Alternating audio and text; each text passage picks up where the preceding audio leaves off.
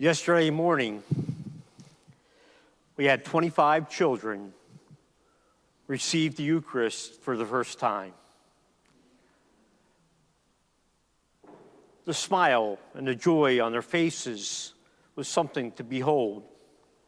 I am extremely grateful for those who came today dressed in their first communion outfits, and I assure you, throughout the Easter season, all the way up to Pentecost, you're welcome to wear those dresses and those suits to acknowledge how important you are before everybody else. Because what you receive is the power of God. When you receive the Eucharist, you're given a gift of everlasting life. All too often, we who are older take this great gift that is of Christ for granted.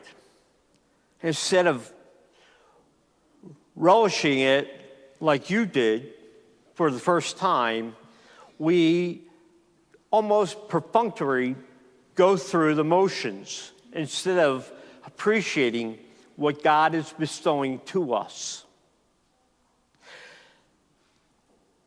I assure you that everything we do within these celebrations has meaning and purpose. Nothing we do is by accident. Everything has significance and meaning. Throughout the Lenten season, I constantly bombarded all of you, and those at home, with the fact that we need to take note of everything we do and understand everything that we're doing. Because when we understand what we are doing, we start proclaiming Christ instead of just attending. 3 times Jesus asked Simon Peter, because he no longer calls him Peter. He's back to calling him Simon Peter because, he kind of renounced who he was by him denying Jesus 3 times. But Jesus is giving him the opportunity to acknowledge who he truly is and his true identity, and to reaffirm his standing within the church. It's not by accident, it's by purpose. You see, when Jesus says to him, "Do you love me more than these?" he wasn't just talking about the rest of the disciples. He was talking about his life.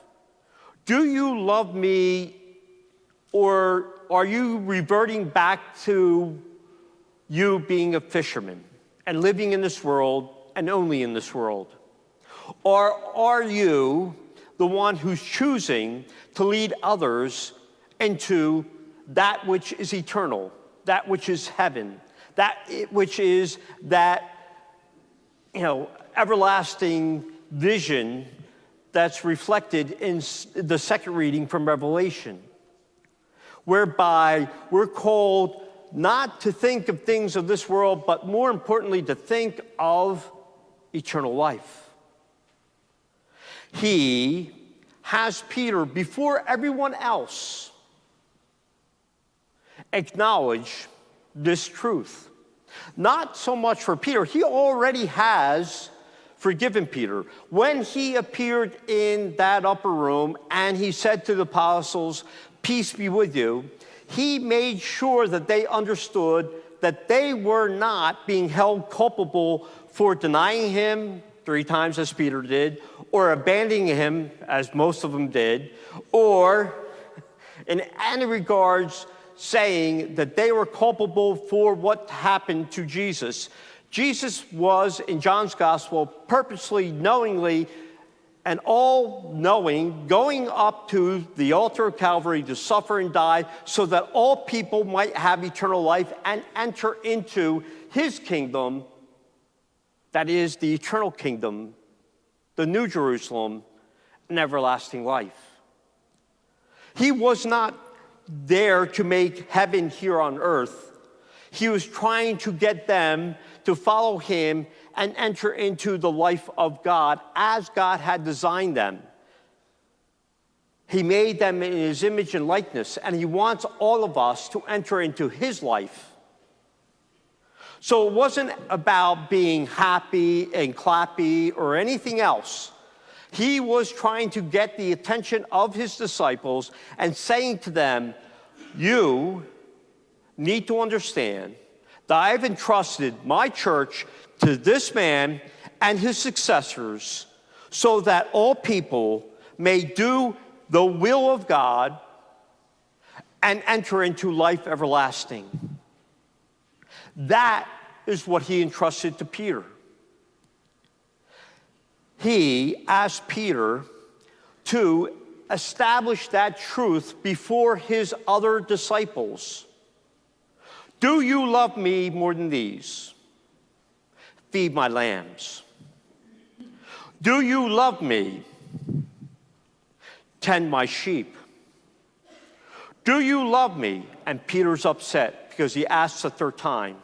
And he says, Lord, you know everything. You know that I love you. But he was not letting Peter off the hook.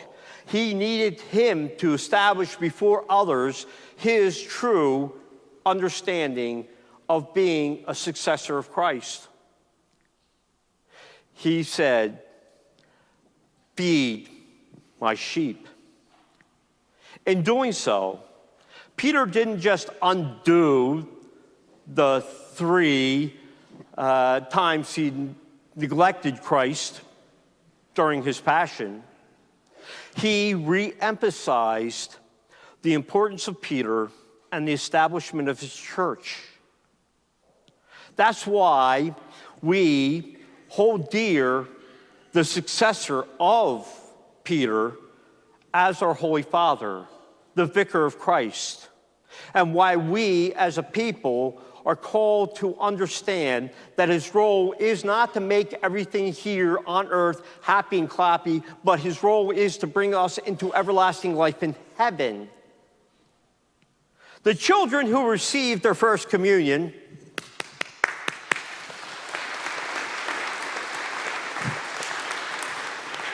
received something that wasn't just for yesterday, but something that will allow them to endure forever. It is the bread of life. It is that which they receive that will give them the hope of everlasting life. They joyfully acknowledged and even held up their arms like this and went, I received that power from God. It's more than just, thank you. It's more than just spinach and Popeye. It's understanding that God has given them the power to bring other people to everlasting life. That's not just our future. That's not just what's going to happen ages from now. It is what they can do now. These children have the ability now to help their parents, their brothers, their sisters, to help our parish family, to nurture us through their prayers. They've come to understand, especially with our DRE, who's helped them understand how important they are, that they can make a huge difference in our world. We need to understand and appreciate their willingness not just to receive Christ for the first time, but to continue receiving Christ so that they indeed can help others live, not just life in this world, but to live eternally. They know that it's not always going to be easy. In fact, last Sunday when we celebrated Divine Mercy, and I talked about mercy being from the word misericordiae, which means misery and eternal life, that the two are juxtaposed, that God has acknowledged that our sufferings, our willingness to sacrifice and die for others is united with the work of God, bringing us all to everlasting life. That even though when we suffer and we have bad times here on earth, that we will be given that gift of eternal life if we live and believe in him. This is just a great time of the year, not just because it's nice outside. It is. It's beautiful. But we need to realize how important each and every one of us are, that how we can make a difference in everybody's life. I mean, you can even be a New York Mets fan in the midst of Philadelphia and still have an asset to what's going on. Thank you. We need to understand we all make a difference. Do you realize that at the beginning of each and every Mass, we say, as Peter did, yes, Lord, yes, Lord, yes, Lord. Lord, have mercy. Christ, have mercy. Lord, have mercy. Each time we reaffirm our willingness to be Christ for others. Each and every time we take that time to acknowledge not that fact that we're present, but we absolutely, as Christ beckons us to say these words, that we want God's mercy, we want his forgiveness, we want the ability to help others as Peter was called to, and so too the disciples.